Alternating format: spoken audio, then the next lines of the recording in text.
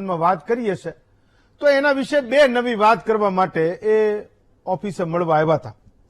તો મેં એને પૂછ્યું કે તમે શું કરો છો અત્યારે? તો એને જે વાત કરીને એ ગુજરાતના લોકોએ સમજવાની જરૂર છે. આમ તો શિક્ષણની વાત માત્ર સરકારે મૂકી છે, પણ સમાજ તરીકે આપણે ગુજરાતે પણ મૂકી જ દીધી છે. કારણ કે જેને પરવડે છે એ ખાનગી શાળાઓમાં એ એકદમ એ સ્થાન નિર્ધારિત લોકોએ કરી લીધું છે. એડમિશન ના મળે તો વગદાર લોકોના રેફરન્સ લઈને ગમે તે કરીને આપણે ત્યાં પ્રવેશ લઈ લઈએ છીએ. પણ એક ખૂબ વંચિત અને શોષિત સમાજનો હિસ્સો છે જે આજે પણ સરકારી શિક્ષણ મેળવવા મજબૂર છે. સરકારી શાળામાં જવું પડે છે, એના સિવાય કોઈ વિકલ્પ નથી. તો મેં એને કીધું કે તમે શું કરો છો?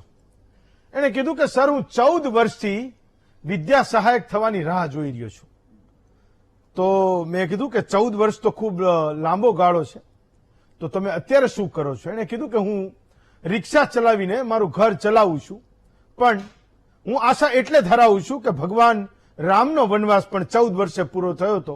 હું પણ મારું એક ગરીબ બાળકોને ભણાવવાનું, શિક્ષક બનવાનું એ સપનું એક દિવસ તો જીવીશ, તો એ આશાએ હું રોજે જીવું છું. મને એવું થયું કે એ કંઈક લાંબુ લચક કંઈક આપીને જશે કે તમે આના વિશે બોલો અને તમે આના વિશે કરો. એની કોઈ જ વાત એને ન કરી. પણ શિક્ષણની એ માણસની પોતાની સમજ, મેં તો પછી એના ગામ વિશે પણ થોડું ઘણું સર્ચ કરી જોયું. એવડું નાનકડું એવું ગામ, મોટે ભાગે પશુપાલન કરીને પોતાનું ગુજરાન ચલાવતા એ લોકો છે.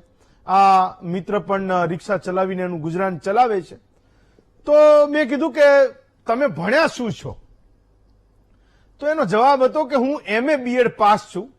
ટેટ અને ટાટ બંને પરીક્ષાઓ મેં પાસ કરી છે અને હું શિક્ષક બનવાની એ રાહ જોઈ રહ્યો છું કે ક્યારે સરકાર એ ભરતી બહાર પાડશે અને ગરીબના બાળકોને ભણાવવાનું મારું સપનું એ હું પૂરું કરીશ. તો એવા હજારો જયંતિ કુડેચામાં હું ગુજરાતના આવતીકાલના શિક્ષણની એક રાહ જોઈ રહ્યો છું. એક